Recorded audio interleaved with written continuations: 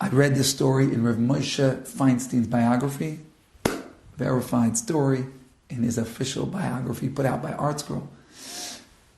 The doctor telling this story is the doctor who was there at the time. At that time, he was not religious. He later became religious, and somebody asked him, what made you become a religious Jew? And he said the following story. He said one time a Jewish patient, an Orthodox Jew, came to him, and unfortunately, the situation was bleak. He was horribly sick. And the doctor told him, this is the story. You basically have a couple of weeks to live. However, we could do a certain procedure, which is painful and difficult. And that procedure will help you live for a few months.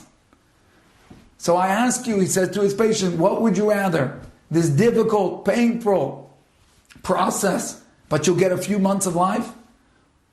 Or to live out the next 2 weeks, comfortable and peaceful? So the Jew said, I cannot make that decision on my own. I need to go ask a rabbi.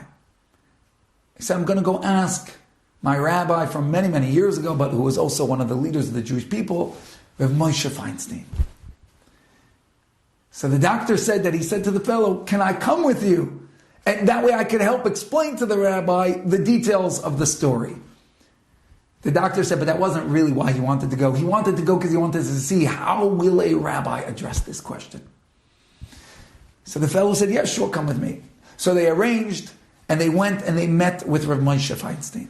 And the doctor laid out all the details of the story and the choice that they had in front of them, 2 weeks of comfort or 4 months of difficulty. He said the first thing that struck him is that Rav Moshe, who did not know this Jewish man, he had him as a student many, many years prior, but he did not have a relationship with him. He said the first thing is, he broke down sobbing for 20 minutes crying. 20 minutes crying for a Jew he doesn't know. Because great people have great hearts. And then Rav Moshe said, I need you to come back tomorrow. I cannot make the decision right now. They came back the next day and listened to what Rav Moshe said. Rav Moshe said, I want you to go through with the procedure. Do it. It's painful. It's uncomfortable. It'll give you 4 months. Do it. And the doctor said, but Rabbi, it will only give him 4 months. And Rav Moshe answered, listen to this, my friends. Rav Moshe answered, in 4 months, do you know how many amens a Jew said? Amen is the response we say after a blessing. We have a mitzvah. Halacha says that when someone makes a blessing, you say amen. That means you agree with the blessing. You say, yes, it's true. Rav Moshe says, do you know how many amens a Jew says in 4 months? If you think about it, every time someone says a blessing near you, you say amen.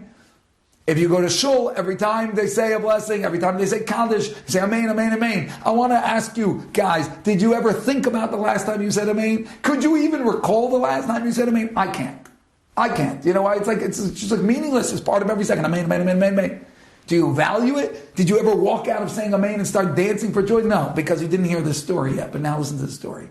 Rav Moshe says, do you know how many amens a person says in 4 months?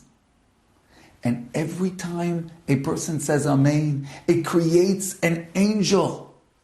And that angel, that malach, is going to go up to heaven and fight on the behalf of the person who created him. He said 4 months of saying amen. Do you know how many angels will be up in heaven fighting for this guy? Who knows what will happen?